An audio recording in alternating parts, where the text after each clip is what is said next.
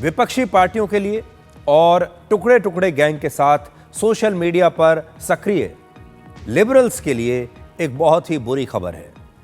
और वो बुरी खबर ये है, दूसरी तिमाही में भारत की जीडीपी ग्रोथ रेट 8.2% रही, जो पिछले साल से 2.6% ज्यादा है। बहुत बड़ी बात है ये। दूसरी तिमाही का मतलब है जुलाई, अगस्त और सितंबर का महीना। तो जुलाई, अगस्त और सितंबर के महीने में 8.2% हमारी जीडीपी ग्रोथ रेट रही है और ये 18 महीने के बाद सबसे ज्यादा विकास दर है भारत की।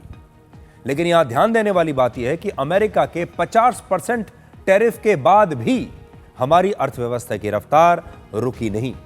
जीडीपी का मतलब होता है ग्रॉस डोमेस्टिक प्रोडक्ट, लेकिन आज हमने जीडीपी को एक नया नाम दिया है। आज आप कह सकते हैं यह है ग्रोथ, डिलीवरी, परफॉर्मेंस। और इन तीन शब्दों में हमारी अर्थव्यवस्था की शानदार रफ्तार की कहानी छिपी हुई है।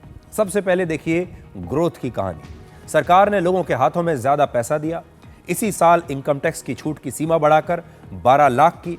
उसके बाद 22 सितंबर से 375 सामानों पर जीएसटी कम कर दिया और जैसे ही लोगों के पास ज्यादा पैसे बचे जेब में, उन्होंने इस पैसे को बाजार में खर्च किया। कार, मोटरसाइकिल, कपड़े, घरों का सामान, ग्रोसरी, हर तरह के सेक्टर में जमकर लोगों ने खरीदारी की है। इस बार जो हमारा त्योहारों का सीजन रहा है, लोगों के खर्च से कंपनियों को और देश के व्यापारियों को ज्यादा मुनाफा हुआ।